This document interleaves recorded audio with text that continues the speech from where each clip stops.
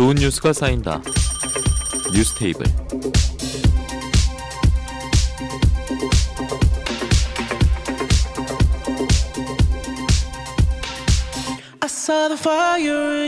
네, 뉴스바다 뉴스테이블 오늘은 두 교수님과 함께하겠습니다. 경남대 조재욱 교수, 청원대 박민원 교수 두 분 함께합니다. 안녕하십니까? 예, 반갑습니다. 예, 반갑습니다. 자, 지금 나토 정상회의 참석을 위해서 리투아니아 유럽 순방에 나섰던 윤석열 대통령, 기시다 일본 총리와의 한일 정상회담이 예정돼 있었는데 우리보다 그 시간이 리투아니아가 6시간 늦더라고요. 그래서 지금 정오 시간인데 아직까지 저희가 방송 들어오기 전에 정상회담 시작했다 이런 얘기는 없었습니다. 어제 조재욱 교수에게는 과연 회담이 이루어지면 어떤 이야기가 나올 것인가 제가 질문을 드렸고 뭐 큰 얘기는 나오지 않을 것이다. 그리고 뭐 정부 지지도 총선도 앞두고 있기 때문에 부담스러워하지 않을까 이런 식으로 제가 들었거든요. 그래서 박민원 교수님께 듣겠습니다. 회담이 이루어지면 오염수 방류권이 정말 중요한 의제지 않습니까? 네, 맞습니다. 이야기가 나올까요? 그리고 또 나온다면 어떤 이야기 나올까요? 뭐 당연히 내년에 총선이라든지 아니면 또 이제 여러 가지 선거들이나 그다음에 집권 여당의 또 입지도 중요하니까 예. 이런 부분에 있어 부담이 있어서 어느 정도는 이슈화에 대해서 설명을 하지 않을까라고 생각을 하고 있습니다. 제가 하나 부탁드리고 싶은 건데요. 사실은 이제 외교는 뭐니 해도 실리 외교를 해야 되는데 이번에 가서 사실 이제 우리나라 국익에 맞는 외교를 좀 펼칠 수 있도록 오염수 방류 관련해서도 예.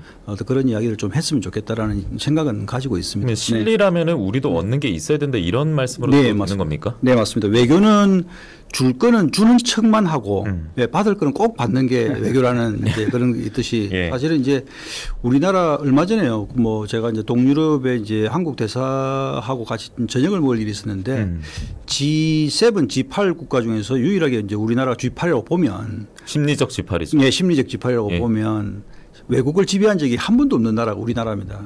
그러니까 이제 주로 실리 외교 중심으로 가는데 우리나라는 항상 이제 수염을 만지는 외교 중심으로 가다 보니까 이제 예. 명분만 이제 찾다 보니까 예. 실리를 못 찾는데 이번에 가서 조금 실리를 좀 찾았으면 좋겠다 이런 생각하고 있습니다. 예. 네.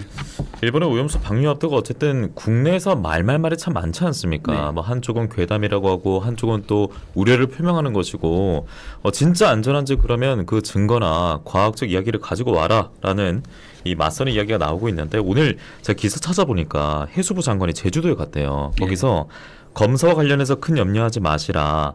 하지만 생산된 전체 검사 필요 없고 대표성 있는 어종만 검사할 거고 동일 해역에서 방사능이 검출되지 않으면 또다시 검사할 필요는 없다라고 했대요.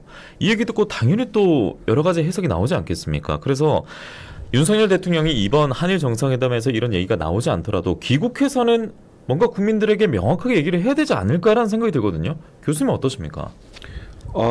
명확하게 이야기하기가 안 쉬울 거예요. 근데 쉽지 않아도 하긴 해야 되잖아요. 그 오염수 방류를 저지를 못 시키더라도 예. 최소한 보류라도 시키고 오면 자기가 이제 이야기할 명분이 있는데 좀 미루기라도 한다면. 네, 그렇죠. 근데 그렇게 될 가능성이 거의 없잖아요. 그래서 저는 표명할 그 타이밍을 이제는 완전 놓쳤다. 저는 이렇게 보고 있고 예. 그다음에 이제 국민의 80% 이상이 오염수 방류에 대해서 지금 반대 입장을 표명하고 있는데 이런 상황에서 윤석열 대통령이 말을 잘못 뱉게 된다면 본인의 지지율 내려가는 것은 뭐 둘째 문제고 이제 조금 있으면 총선이 코앞인데 예. 당 지지율 내려가는 게 불보듯 뻔하잖아요. 그런 측면에서 아마 대통령실에서도 대통령 보고 가급적이면 뭐 표명을 안 하는 게 좋지 않겠느냐 이렇게 당부를 드릴 테고 또 만일 한다 하더라도 어제 이야기한 것처럼 형식 차원에서 기자들이 계속해서 집요하게 질문을 한다면 형식 차원에서 IAEA 보고서 존중한다 이 정도로 끝나지 않을까 저는 이렇게 보고 있어요. 그러면 그 전에 뭐 대통령실의 입장이라든지 또 여당의 입장과 거의 괴를 같이 할 것이다. 예, 저는 그렇게 보고 있습니다. 라고 보고 계시는군요. 앞서 박민원 교수께서 이제 외교, 이 실리, 국익을 추구해야 된다고 말씀하셨는데 뭐 이런 외교도 그렇고 안보 문제도 그렇고 여야가 없어야 된다라고 얘기하지 않습니까? 그런데 직면한 현안 내용마다 맞다 틀리다 떠나서요. 갈등의 골이 너무나 깊어지고 있고 그 가운데 국민들은 분열되고 있고 오히려 또 외면하는 분도 많습니다. 정치에 대해서. 이게 1년이 지났는데 여전히 뭐 새 정부의 성장통이다라고 하기에는 좀 어폐가 있을 것 같고 지금 이 정치가 바른 정치가 맞을까 이런 의문이 많이 들 것 같은데 두 교수님의 생각도 듣고 싶어요. 먼저 박민원 교수님 지금 좀 어떻게 보십니까? 일본은 모든 준비가 다 되어 있다. 일본은 방류할 모든 준비가 다 된 것 같습니다. 그래서 사실 이제 지금 이 시점에서 우리 여든 야든 국민들 내부에서 갈등을 만들기보다는 어차피 방류를 시간을 늦추더라도 예. 어차피 방류는 일어날 거라는 방류는 어차피 일어날 일어날 거니까. 거다라는 것을 상정을 하고 예. 그다음부터 이제 두 가지가 되겠죠. 하나는 국민의 안전, 건강과 안전, 또 하나는 그런 업 관련된 어떤 경제 생태계의 보존. 이 두 가지 측면에서 우리 이제 여야가 힘을 합쳐서 어떻게 잘 준비할 것인가가 되겠죠. 일단 국민의 안정 측면에서는 국민들이 좀 불안해하거나 그리고 이제 이 오염수가 이제 흘러서 사실은 이제 한반도 근처까지 오게 된다면 어떤 영향이 있을까 아무도 알지 못하지 않습니까? 그러니까 제가 지난번 말씀드렸듯이 그 미세먼지 같은 경우에는 굉장히 시스템화 잘 돼 있습니다. 그래서 바다에 있는 해수 관련해서 방사능 오염에 대한 시스템화를 좀 시킬 필요가 있다. 이렇게 보고요. 또 하나는 이제 경제 생태계에 대한 안전 보장인데요. 사실 안전이라기보다는 생태계 보존인데 이 부분은 이제 국가 차원에서 이제 본격적으로 지금 벌써부터 우리 가까운 통영이나 여수 이런 데 가보면요. 뭐 이제 상당히 많이 좀 줄어들었지 않습니까? 매출이. 이런 부분도 어떻게 보존해 갈 것이며 또시간이 지나면 회복이 되겠지만 그 회복했을 때 어떻게 준비할 것인가에 대한 것도 대책도 서서히 준비를 해야 된다. 그래서 방류가 아니다라는 이 정점보다는 저는 그것도 물론 이슈화해서 국민에게 안심시키는 이야기들도 해야겠지만 실제로 좀 방류한다고 보고 우리는 뒤에서는 또 준비를 좀 해야 된다 이렇게 보고 있습니다. 그러면 지금까지 준비가 좀 제대로 착착 돼가는 시점일까요? 아니면 아직 나서지 않은 걸까요? 아직까지 이제 뭐 정확하게 결론을 나지 않은 상황에서 일단 얼마 전에 또 보니까 이제 일본은 지금 준비가 다 끝났습니다. 제가 뭐 우연찮게 제가 있었던 옛날에 유학 시절에 제 바로 부사수 제하고 같은 전공을 했던 일본의 친구가 동경전력 다니는데요. 근데 그 친구도 이야기가 사실은 뭐 거의 다 준비는 다 끝난 상황이기 때문에 우리는 이걸 뭐 대비 부분에서 안전과 경제 생태계 보존 이 두 가지를 꼭 챙겨야 된다 이렇게 보고 있습니다. 저도 둘러둘러 말씀드렸습니다만 현 정치가 이제 갈등의 골을 너무나 더 깊게 만드는 거 아닌가에 대한 질문이었고 그에 대한 답을 해주셨는데 윤석열 대통령 하면 좋아 빠르게 가 이거 많이 기억나지 않습니까? 그런데 빠르게 갈 땐 빠르게 가는 게 어제 KBS 수신료 분리징수 같은 경우에는 해외에서 전자결제까지 통해서 이렇게 시행을 하는데 지금 이 오염수 관련해서는 명확한 입장도 본인 스스로 아직까지 내놓지도 않고 있고 그리고 국민들은 많이 불안해하는 지금 정치가 계속 목도하고 있단 말이에요. 교수님도 한 말씀 듣겠습니다. 자신이 없으니까 그렇게 전면에 안 나서는 거 아니겠어요? 이 사안을 놓고는요. 워낙 지금 여론이 안 좋으니까 저도 이제 박 교수님 말에 전적으로 동감하는데 정말로 안타깝지만 이제는 방류를 기정사실화해 가지고 뭔가 우리가 대안을 마련해야 될 시점이 온 것 같아요. 여야가 머리를 합쳐서 우리의 건강 주권, 환경 주권과 관련한 방안을 찾아야 되는데 오늘 또 뭐 신문 보니까 고래도 제소할 움직임을 보이고 있답니다. 고래요? 그 정도로 이제 이 이야기가 우리 사회에 큰 하도 이슈가 돼 버렸잖아요. 그런데 이게 방안을 찾아야 되는데 쉽지 않을 것 같고 뾰족한 방안도 없다고 봐요. 돈으로 메꾸는 것 말고는 뭐 방안이 없어요. 지금 상황에서는. 일본도 지금 돈으로 메꾸려고 하고 있는 거고 또 정부가 여러 방안을 내놓아도 이 방안에 대해서 우리 국민들이 신뢰하고 안심을 할까 하는 생각이 제가 들고 있고요. 어떻게 됐든 간에 지금은 이제 초당적으로 뭔가 머리를 맞대고 내놔야 되는데 여야 모두 지금부터 내년 총선 전쟁에 돌입을 해버렸단 말이에요. 야당은 집권 여당이 일본 앞잡이 노릇을 하고 있다. 일본의 대변인 노릇을 하고 있다. 이거를 계속 강조하면서 그 여당을 몰아칠 거고 또 여당에서는 야당이 계속해서 계담 정치하고 있다. 선동 정치하고 있다. 우리 국민들의 불안 쪽으로 계속해서 몰아가고 있다. 이런 식으로 강조를 할 거란 말이에요. 그런 측면에서 볼 때 여야 간의 초당적 접근, 합의 이런 거는 찾아보기 어렵고 내년 총선까지 제로섬 게임으로 갈 가능성이 높다. 이 문제로 인해서 우리 사회의 갈등은 더욱더 증폭될 수밖에 없다. 이렇게 이야기를 드리고 싶습니다. 국내 이야기를 해봤습니다. 오염수 방류, 이 파고, 갈등의 파고가 굉장히 높아지고 있는 상황에서 계속 이런 식으로 비유를 하자면 이제 경랑에 난파된 우리 지역 이야기로 한번 들어가 보도록 하겠습니다. 수억 원 들었는데요. 짝퉁 경랑으로 자초된 거제 거북선 결국 난파됐습니다. 즉 철거됐습니다. 154만 원대 낙찰됐는데 낙찰자가 인수를 포기했습니다. 안 가져간다고 해서 거북선이 이제 파괴됐고요. 고철로 팔리고 화력발전소에서 소각된다고 하는데 어제 MBC 경남 저희가 보도한 뉴스 리포트가 있습니다. 먼저 보고 이야기 나누도록 하겠습니다. 굴착기가 거북선을 내리찍습니다. 이용을 뽐내던 용머리는 힘없이 땅으로 떨어집니다.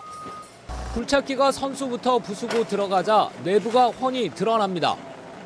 부식 정도가 심해 작업한 지 서너 시간 만에 본체는 절반만 남았습니다.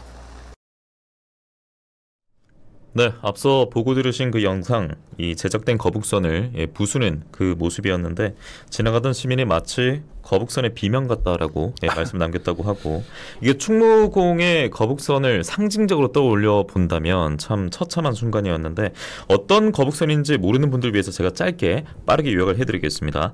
2010년 들어서 이순신 장군 기념사업 1환으로 제작을 시작했고 2011년에 만들어졌어요.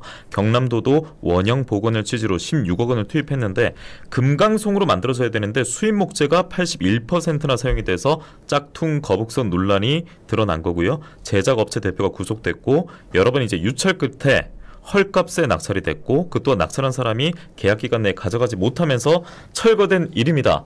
영상도 보셨고요. 이 얘기 충분히 아실 것 같습니다. 두 분의 이야기도 궁금한데 먼저 박민호 교수님 듣겠습니다. 지하에 계신 이순신 장군께서 이야기 들으시면 얼마나 통곡을 하겠습니까? 그러니까요. 네. 예.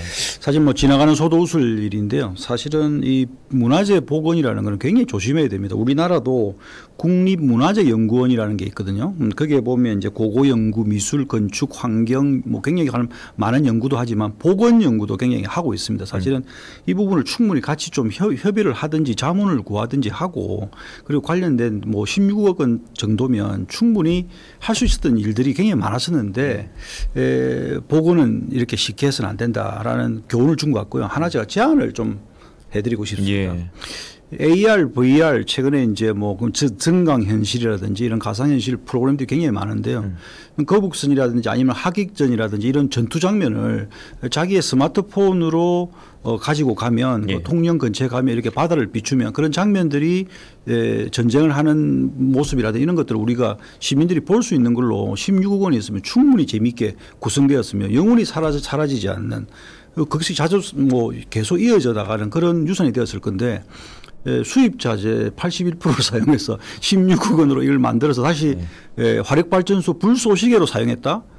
충격입니다. 요즘 말로 진짜 우픈 일이에요. 네. 예. 그 제가 기사를 찾아보니까 앞서 154만 원대 낙찰됐다고 했잖아요. 이게 154만 5,380원인데 이게 이유가 있대요. 충무공 이순신 탄생일이 1545년 3월 8일이어서 154만 5,380원이라고 하는데 역시나 우프입니다.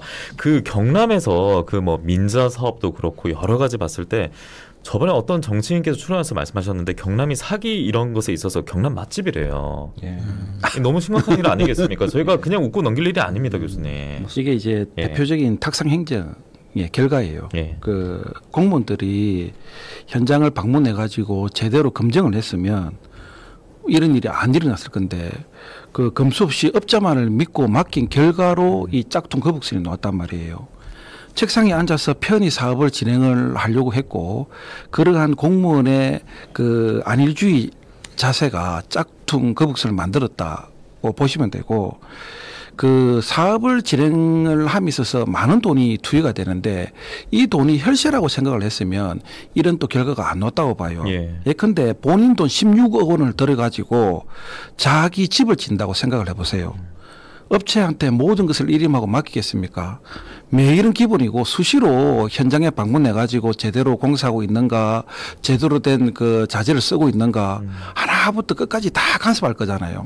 그러니까 이 돈이라는 거는 혈세이고 우리 시민들 돈, 도민들의 그 호주머니에서 놓은 돈인데 그걸 망각하고 자기 돈이 아니고 그냥 그렇다 보니까 업자에게 맡기다 보니까 이런 이상한 짝퉁 거북선이 나왔다. 이렇게 보시면 될 것 같습니다. 예. 앞서 끼륙님 말씀대로 무서울 게 없는 팩폭러의 말씀 잘 들었고요. 그러다 보니까 뭐 요즘 뭐 전 세계적으로도 그렇고 뭐 어떤 회사도 그렇고 그리고 이 도민들 가정도 그런데 아무래도 긴축재정 분위기잖아요. 이 가운데 이렇게 혈세가 투입돼서 그냥 사라져버린 거잖아요. 예. 굉장히 좀 안타깝고 좀 분노하는 분도 많을 것 같습니다. 저희가 어제 했으면 큰일 날 뻔했어요. 어제 초복이었잖아요. 예, 안 그래도 더운 날씨에 이 주제 했으면 큰일 날 뻔했는데 유튜브 MK타카 실시간 채팅으로 천상지희님께서도 책임을 질 수 있는 사람은 누굽니까? 라고 하셨는데 지난번에 저희가 시간이 없어서 박안수 도지사 왔을 때는 이 질문을 드리지 못했거든요. 두 분께서는 좀 어떻게 보십니까? 그냥 이걸 넘길 수 있는 사안은 아니라고도 보는데요. 이게 시간이 또 꽤 오래 지나고 난 다음에 이런 일이 터졌잖아요.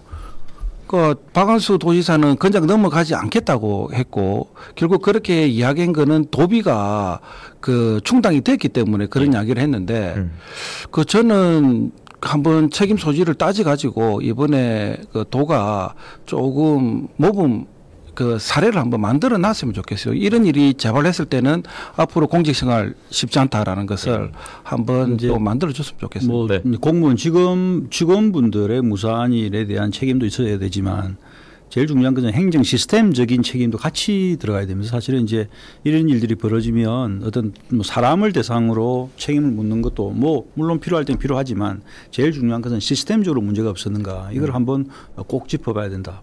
뭐 저는 그렇게 생각합니다. 예, 이 얘기로 이제 도민들에게는 어찌 보면 부끄러움과 또 혈세 낭비라는 이런 문제만 남았다라는 생각이 들어서 역시나 저희가 뉴스파를 통해서 더욱더 파볼 필요가 있겠다는 생각을 두 분 말씀으로 드리면서 정리하도록 하겠습니다. 저희가 이제 광고 듣고 올 시간이고 TV와 유튜브 통해서는 저희가 준비한 영상을 틀어드리는 시간인데 두 교수님과 그 다음에 이어서 나눌 얘기가 영상으로 요약 정리가 돼 있습니다. 보고 듣고 오겠습니다. 잠시 뵙겠습니다. 네, 뉴스파다 뉴스테이블 두 명의 교수님과 함께하고 있습니다. 조재욱 교수, 박민훈 교수와 함께하고 있고요. 영상으로도 보셨을 텐데 저희가 다룰 이야기가 한국국제대 사실상 폐교 절차 돌입 이 소식입니다. 두 분 다 지역 대학의 교수님이기 때문에 이 이야기가 그냥 쉽게 들리진 않을 것 같은데 조재욱 교수님 어떻게 들으셨습니까? 그 대학에 진학한 학생이 문제가 있는가 이런 생각이 들고요. 예. 그 최근에 제가 직접 겪은 일입니다. 그 국제대학교에 다니는 학생들이 제대로 교육을 못 받다 보니까 인근대학으로 편입을 지금 하고 있고, 제가 몸담고 있는 그 경남대학교 정치외교학과에도 그 5명의 학생이 편입을 했어요. 예.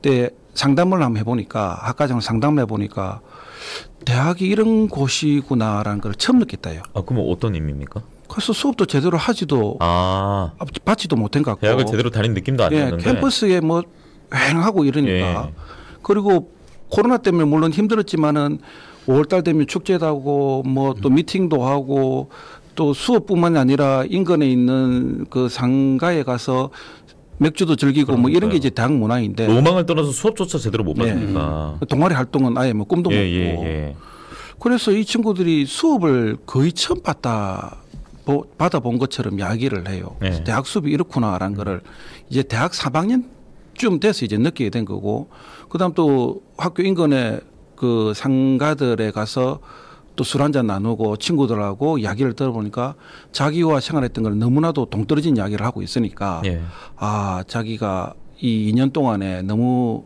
좀 많은 것을 잃었다 이렇게 이야기를 하고 있는 것 같습니다. 야, 이 시간적으로 낭비도 꽤나 큰 타격으로 학생들에게 주어질 것 같은데 창원대는 어때요? 창원대도 그런 학생들이 좀 보였습니까?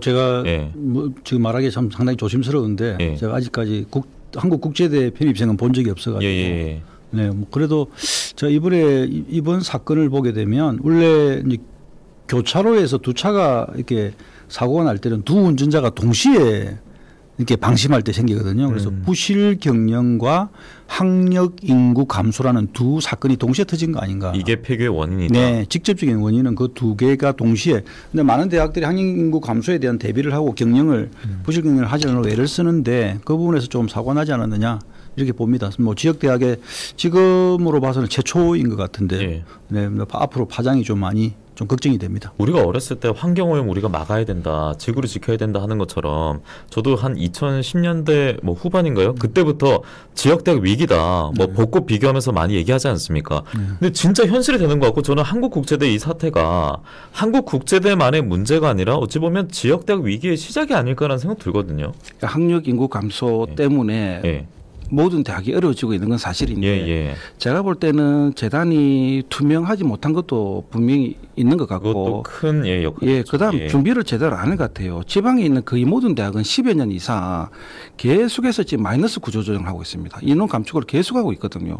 그러니까 이 말은 그 뭐냐면 대부분 재단들이 방만 겨냥을 안 했다는 소리예요. 지금 앞으로 10년 뒤에는 더욱더 힘들어질 것을 예상하고 있기 때문에 계속해서 줄여 나가고 있는데 국제대는 그런 모습이 좀 안 보이는 것 같고 지금은 이제 등록금 수입만으로 대학이 운영되기가 쉽지 않습니다.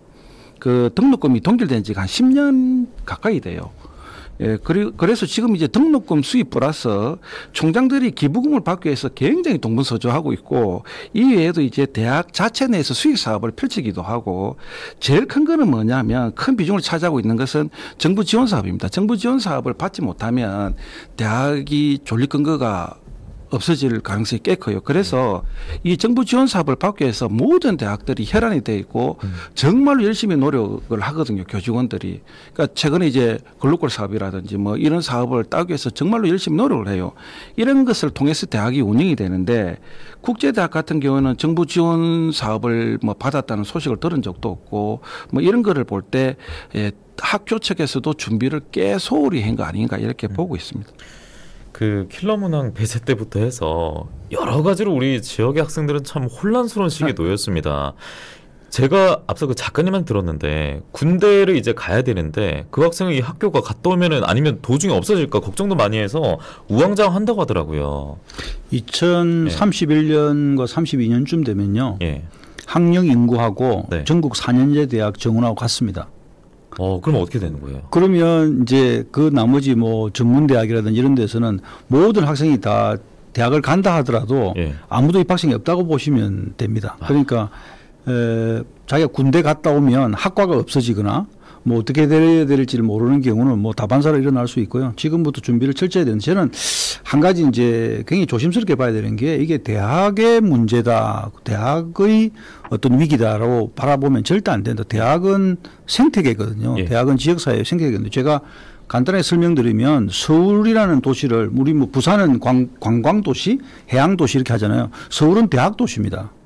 정확하게 말씀드리면. 흔히 이제 인서울 이렇게 네네. 그래서 서울은 그 대학 문화로 대학교로 인해서 만들어진 도시라고 보시면 뭐 과언이 아니죠. 그래서 이 대학이라는 자체가 지역사회에 엄청난 영향을 생태계의 거의 중심축에 되거든요. 그래서 이런 부분에서 지역대학의 위기를 너무 수수방관해서는 좀 안 되겠다. 이 지방 소멸하고 대학하고 연관해서 잠시 이야기를 드리자면 그래서 정부가 저는 지방 소멸에 대해서 전혀 관심이 없다라고 보고 있는 게 어떤 이유냐면 실질적으로 수도권에서 구조조정을 시켜줘야 되는 게 대학 인원을 수도권의 그 대학 인원을 계속해서 줄여줘야만이 지방의 대학도 살아나갈 수 있는 상생의 방안이 생기나는데 지방은 계속해서 마이너스 구조조정을 하고 있는데 반대로 수도권은 계속해서 늘려나간단 말이에요. 그렇게 되다 보면 지방이 아무리 뼈를 깎는 각오를 하더라도 이게 쉽지가 않다 이렇게 보시면 될 것 같습니다. 지역 대학의 위기뿐만 아니라 지역의 위기로 저희가 넓혀서 또 한번